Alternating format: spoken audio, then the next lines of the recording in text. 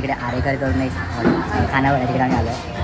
खूप ढकून बाकून आलो. इकडे सोलकडी मागवलं. सोलकडी बघा, या ग्लास उठला घ्या मग घे. चेस मस्त. आता ही आहे प्रॉन्स थाळी आणि ही आहे सुरमई थाळी. मस्त मस्त. नाव सांगा. हां यशवंत. किती वर्ष झाले हॉटेलला? 2 वर्ष झाले. तुम्ही ते 2 वर्षाचं काम करताय. खूप चांगलं होतं जेवण. तर हे आमचे मामा आहेत. कधी पण काय असेल त्या हॉटेलमध्ये व्हिजिट करा. तर काही जर जेवण झालं आहे आमचं.